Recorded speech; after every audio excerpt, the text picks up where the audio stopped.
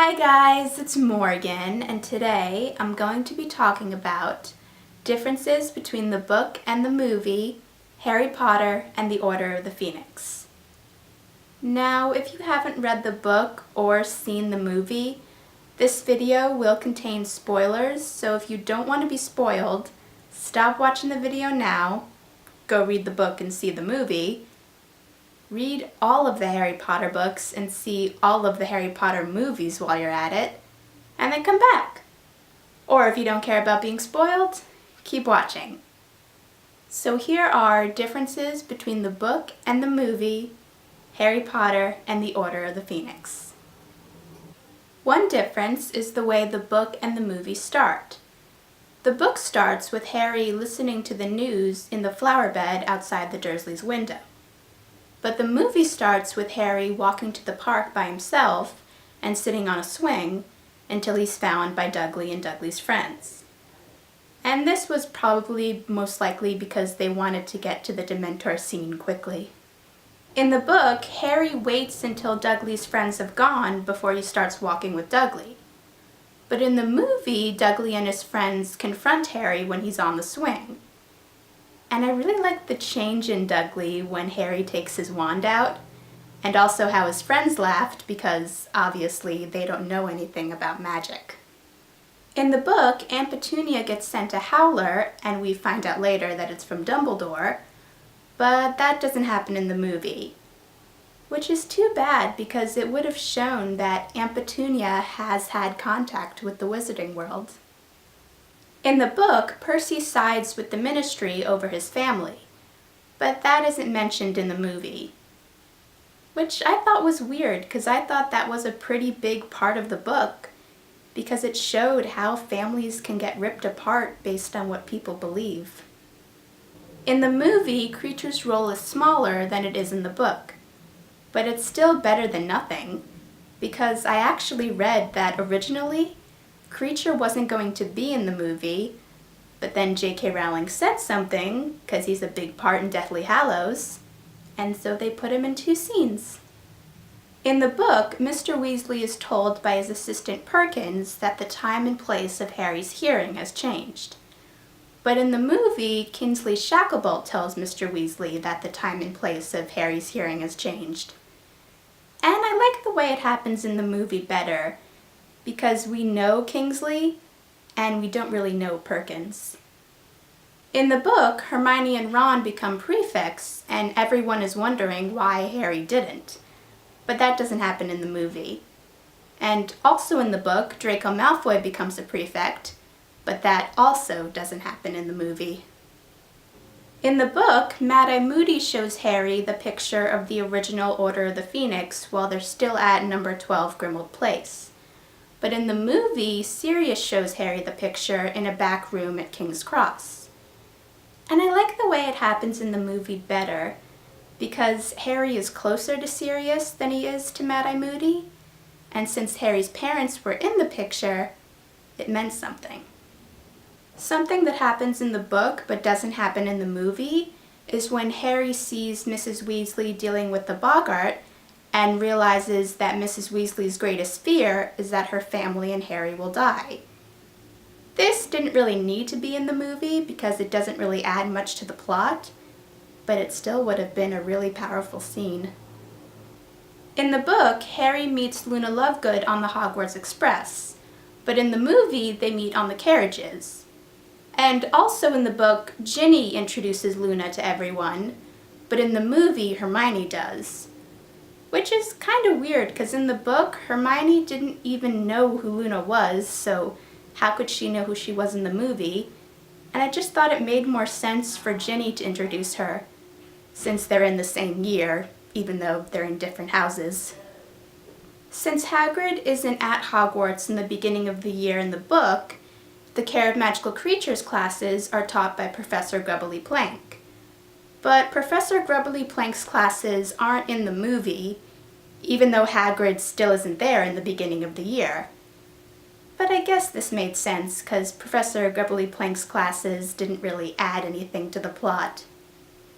In the book, Ron becomes the keeper for the Gryffindor Quidditch team. But this doesn't happen in the movie, which makes sense because nothing related to Quidditch happened in the movie. But it does happen in the Half-Blood Prince movie. So even though it's kind of weird that they waited until that movie to include it, at least they included it.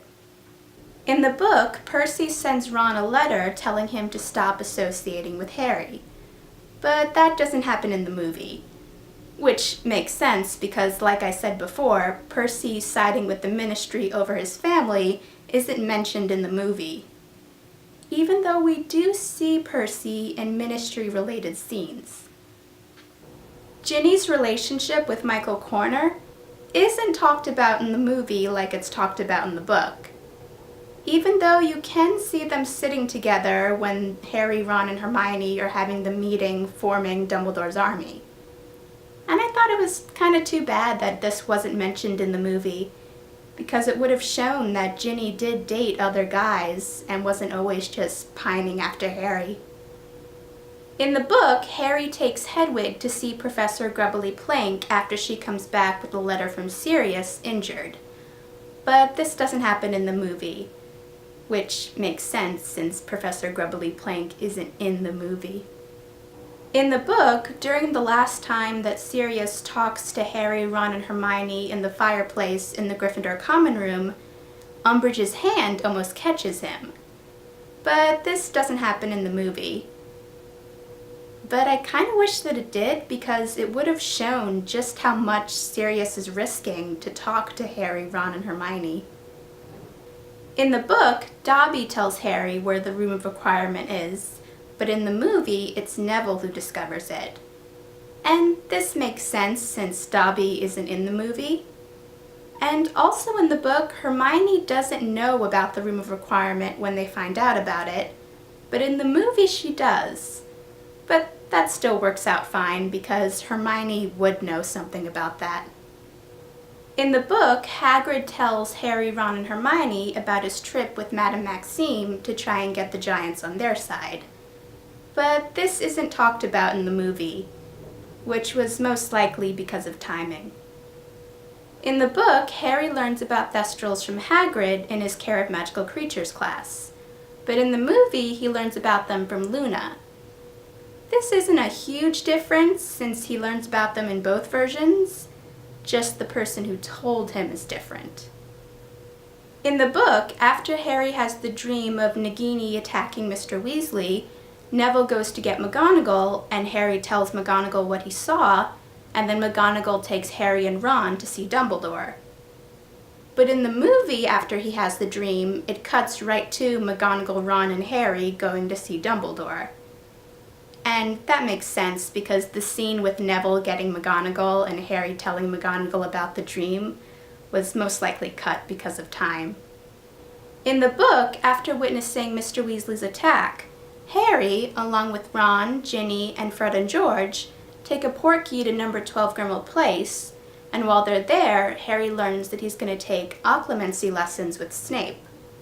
But in the movie, his first occlumency lesson is after he sees the dream of Mr. Weasley getting attacked. And I'm not really sure why they changed the placement of that scene. In the book, Harry goes to St. Mungo's with the Weasleys to see Mr. Weasley. But this doesn't happen in the movie. But I really wish it did because it would have been really funny to see Gilderoy Lockhart again. And we would have also learned more about Neville by seeing his parents. Something that happened in the book but didn't happen in the movie that I wish did happen in the movie is when Harry meets Hermione, Luna, and Rita Skeeter at the Three Broomsticks, and he gives Rita an interview about Voldemort's return. The only thing is, if this was in the movie, then it would have had to have been revealed in the Goblet of Fire movie that Rita Skeeter was an unregistered animagus, because that would be the only way that Hermione could get her to write the article. In the book, the Centaur Ferenz replaces Professor Trelawney as the divination teacher. But that doesn't happen in the movie. And the only time we see Ferenz in the movies is the first one, Harry Potter and the Sorcerer's Stone. In the book, Dobby warns Harry that Umbridge is on her way to the Room of Requirement. But in the movie, Nigel sees Umbridge through a hole in the wall, and that's how Harry knows. This makes sense since Dobby isn't in the movie. In the book, the DA is discovered because Cho's friend Marietta told Umbridge. But in the movie, Cho tells Umbridge because of Veritaserum, which is a truth-telling potion. And this makes sense since Marietta wasn't in the movie.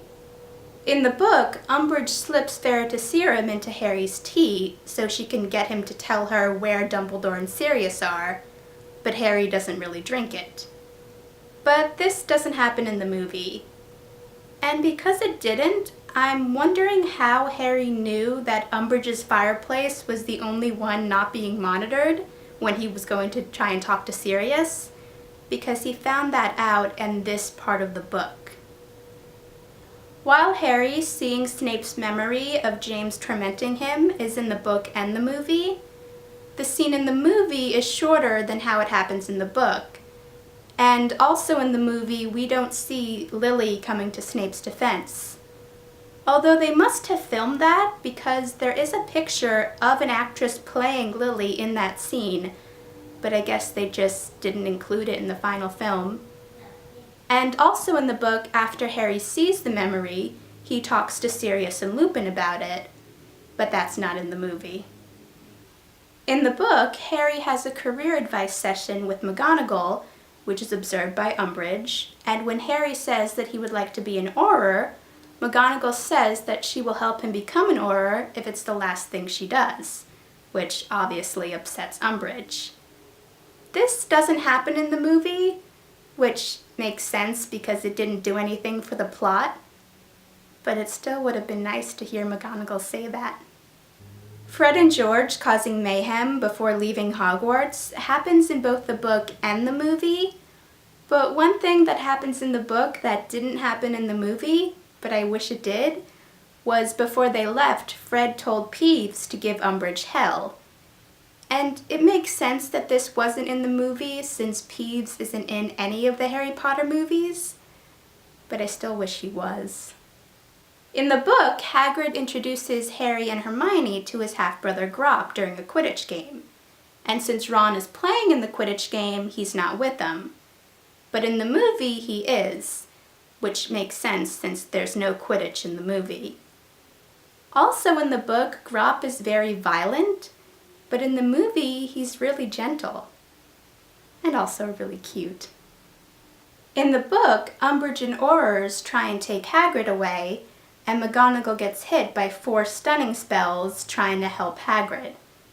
But this doesn't happen in the movie, which makes sense because of time, but I'm wondering if they filmed it because there is a picture of Maggie Smith as McGonagall in a wheelchair on the set of Order of the Phoenix. So maybe they filmed it and then decided not to put it in the movie? In the book, there are days between the Weasley twins leaving and Harry having the vision of Sirius being tortured. But in the movie, Harry has the vision right after the Weasley twins leave.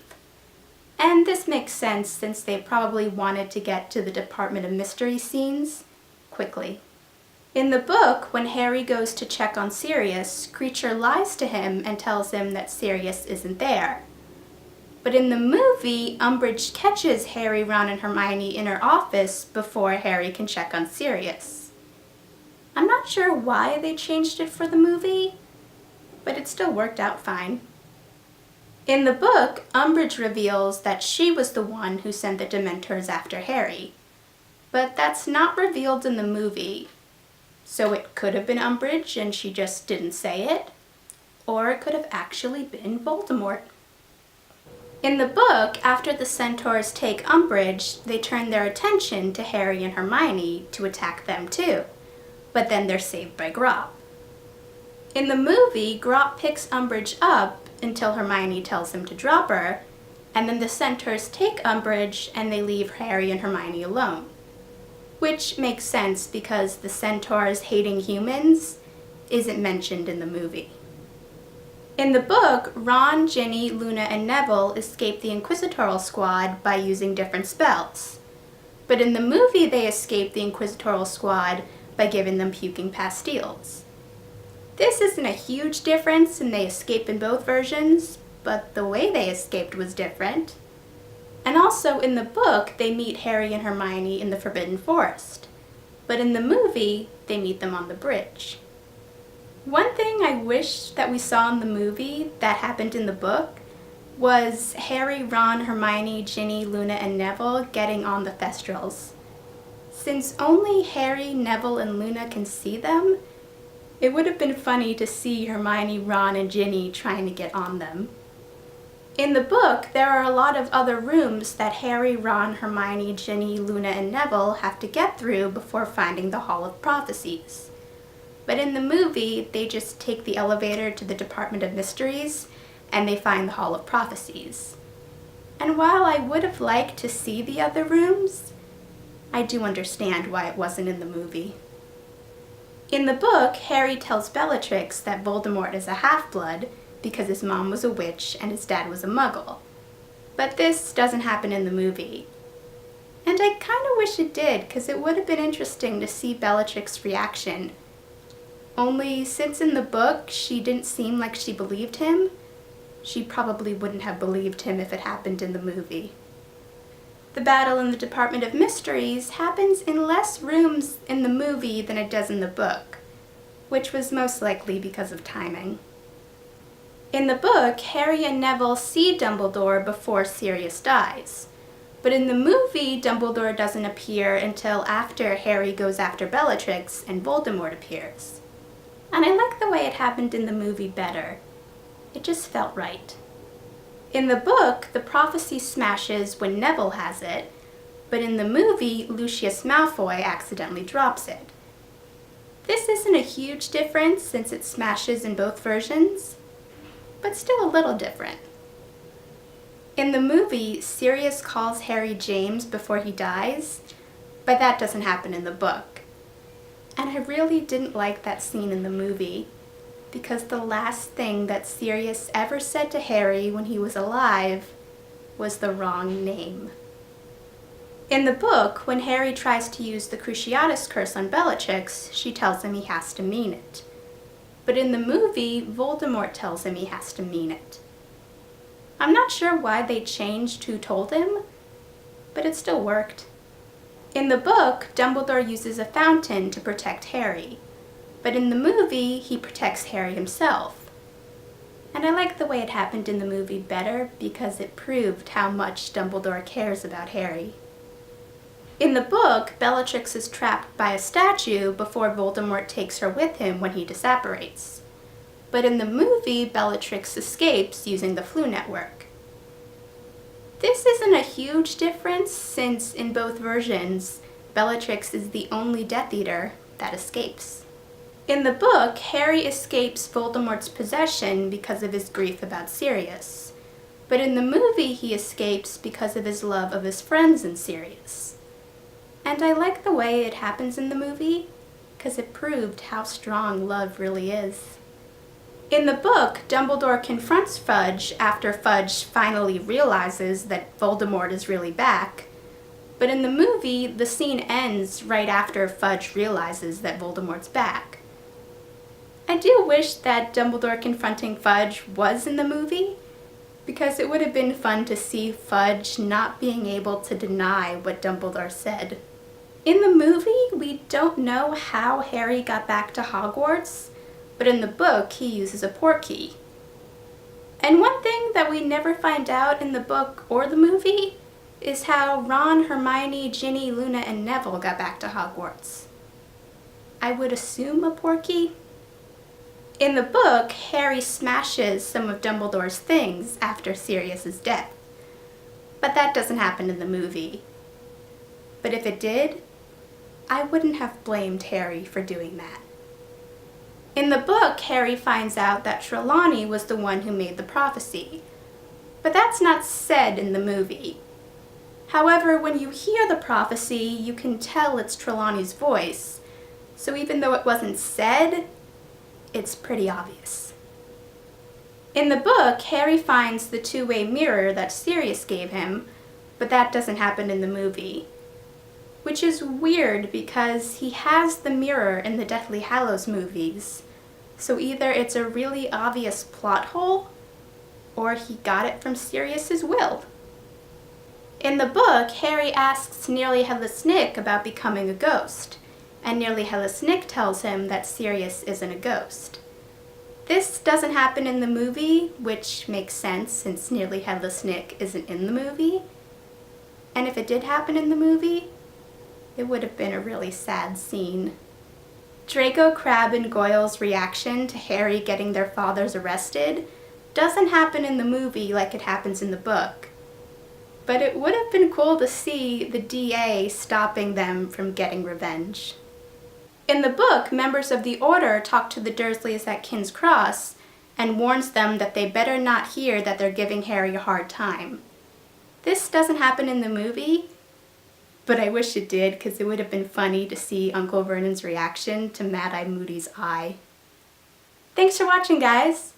Let me know in the comments if there's something that happened in the Order of the Phoenix book that didn't happen in the movie, but you wish it did. And if you want to see any of my future videos, hit that subscribe button, and I'll see you in the next video. Bye!